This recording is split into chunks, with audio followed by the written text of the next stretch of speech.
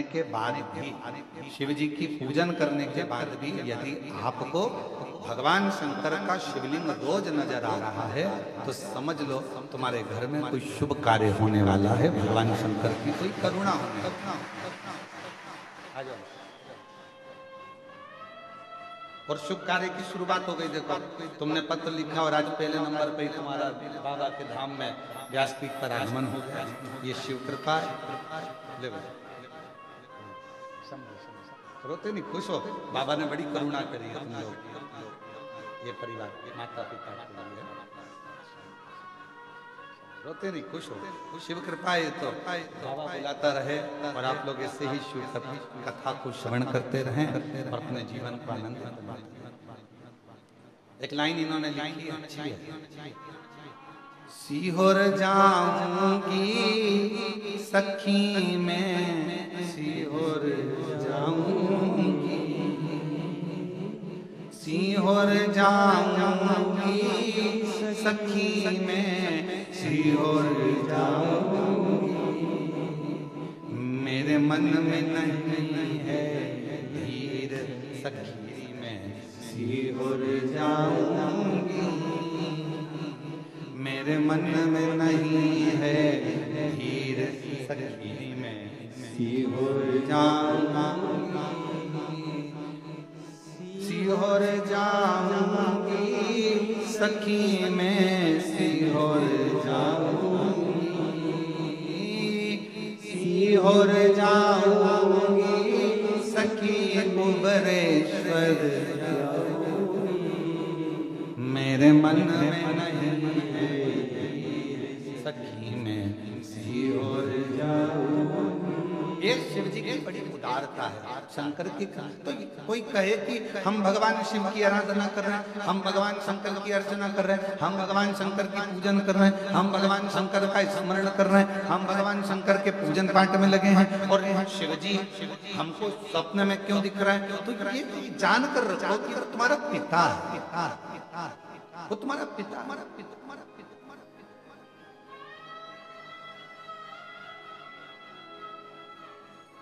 शिवलिंग दिख रहा है मतलब कोई अच्छा कार्य आपकी जिंदगी में होने वाला।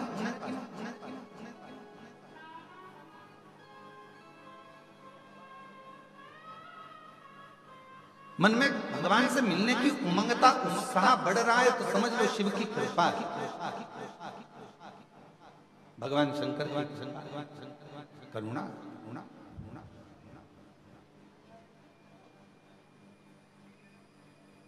और यदि परमात्मा से मिलन की आस बढ़ रही है, उत्साह बढ़ रहा है, उमंगता बढ़ रही है, ये शंकर की उदारता है, शंकर की कृपा।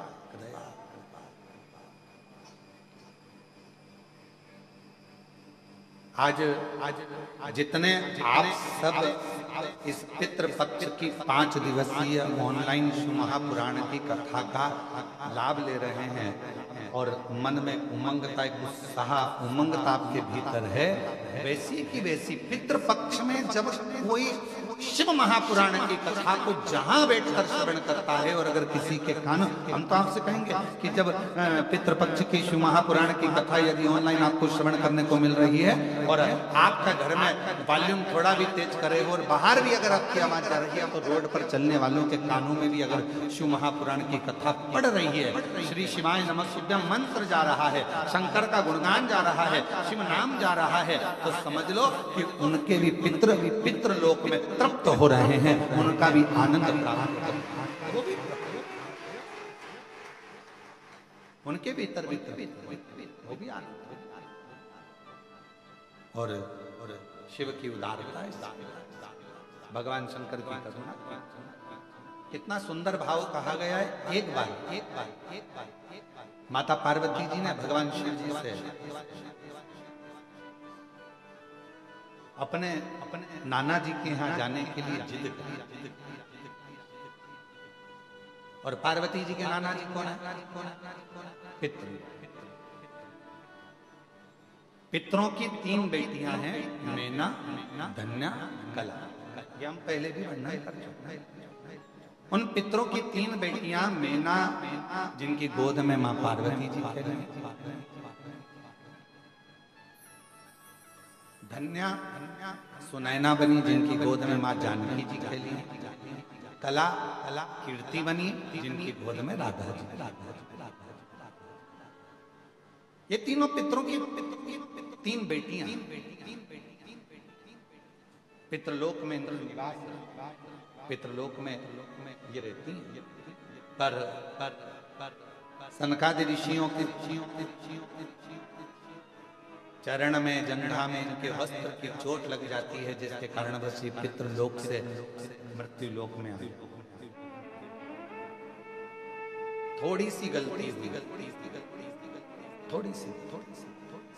थोड़ा सा गलत कर्म हो गया कि चलते चलते उनके कपड़े संत की जंघा पर, अर्थात छोटे छोटे जो सनकाद ऋषि बड़े आनंद के साथ तप कर रहे थे और उनके वस्त्रों को छूकर चले।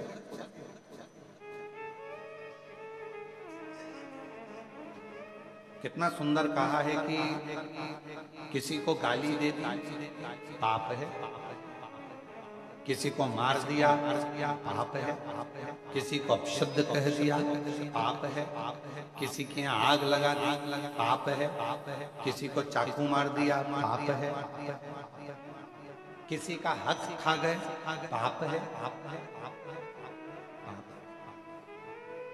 किसी को गलत दृष्टि से देख लिया पाप है। पर शिव महापुराण की कथा कहती है पाप में एक पाप और है। अपने सिंहासन पर बैठकर, अपनी गादी पर बैठकर, अपनी पीठ पर बैठकर, व्यास पीठ पर बैठकर यदि किसी संत साधु ब्राह्मण या किसी कथाकार की या किसी तपस्वी की आप अपनी गादी पर बैठकर किसी भी तरह से आलोचना करें या निंदा करें तो यह महापाप की गिनती में आता है। इतनी बड़ी व्यासपीठ हमें हरि चर्चा के लिए मिली है, इतनी बड़ी व्यासपीठ हमें भगवत भजन के लिए मिली है, इतनी बड़ी व्यासपीठ हमें हरि गुणगान करने के लिए मिली है, इतनी बड़ी व्यासपीठ हमें परमात्मा का भजन करने के लिए, नाम लेने के लिए मिली है। और उस व्यासपीठ पर बैठकर भी अगर कोई कथाकार या कोई व्यक्ति या कोई संत या कोई साधु या कोई कथाकार उस पर बैठकर भी यदि निंदा करे तो वो महापापी की गिनती में आ जाए। आप भजन करो, शिव नाम लो, राम नाम लो, कृष्ण नाम लो। भक्त काय के लिए आया है? भगवत भजन करने के लिए। तो पाप कर्म केवल वही नहीं है, पाप कर्म ये भी है कि हम किसी के लिए अपशब्द क्यों बोलें, किसी के लिए आड़ा टेढ़ा क्यों बोलें, किसी के लिए अपशब्दों का बखान क्यों करें। शिव महापुराण की कथा कहती है आज माँ पार्वती जी भगवान शंकर जी से निवेदन कर रही हैं, भगवान शिव जी से प्रार्थना कर रही हैं, आप हमारे साथ में पितृलोक चलो। क्यों? क्योंकि वो हमारे नाना जी का घर है, वहां चलिए, पितृलोक में चलिए। वो हमारे नाना जी का घर, पितृलोक चलो। भगवान देवाधिदेव महादेव ने थोड़ा सा सुना और जिस चीज का जवाब नहीं देना रहता है उस चीज के लिए मौन हो जाना सबसे अच्छा। हमारा बहुओं से भी निवेदन है और सासुओं से भी निवेदन है। बहू की कोई बात का जवाब नहीं देना है तो सास से निवेदन है कि थोड़ा मौन हो जाए, और सासुओं से बहुओं से निवेदन है कि अगर सास की कोई बात का जवाब नहीं देना है तो थोड़ी देर मौन हो जाए। बहुत बोलोगे और विवाद हो तो क्या मतलब? शांति। शिव जी मौन हो गए, शांत हो गए एकदम। और है भी मेरे शंकर भगवान कर्पूर गौरम करुणावतारम संसार सार सदा हृदयारविंद भवम नमः शिवाय। ओम नमः शिवाय, नमः शिवाय, नमः शिवाय। ओम नमः शिवाय, नमः शिवाय। कर्पूर करुणा संसार भुजगेन्द्र सदा हृदया भवम नमः शिवाय, ओम नमः शिवाय, नमः शिवाय।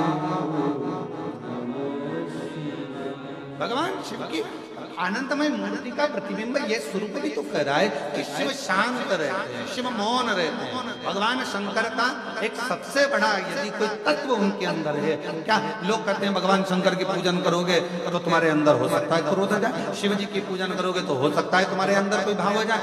अरे शिव महापुराण की विद्येश्वर संहिता कहती है, शंकर भगवान को एक लोटा जल चढ़ाने वाले को, शिव जी की आराधना करने वाले को, शंकर की उपासना करने वाले पर भगवान सबसे पहला सुख कर देता है तो शांति देता है, वो भी हृदय की, मन की शांति,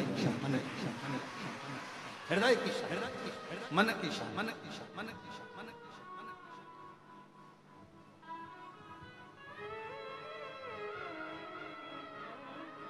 सर्वप्रथम अगर सुख भगवान देता है तो मन की शांति, और मूल वही है,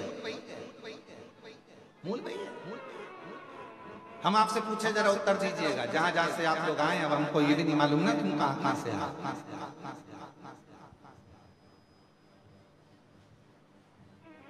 पर तुम सब जहां से आए हम भी वहीं से आए,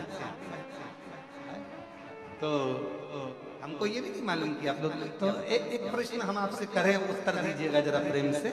अगर कोई मर जाता है और मरने के बाद तुम्हारे व्हाट्सएप पर या ग्रुप में मैसेज आता है कि ये व्यक्ति फलाना फलाना व्यक्ति अपने प्राणों को छोड़ दिया और परमात्मा में मिल गया, तो तुम उसके कमेंट्स में क्या लिख सकते? जम के बोलो, ओम ओम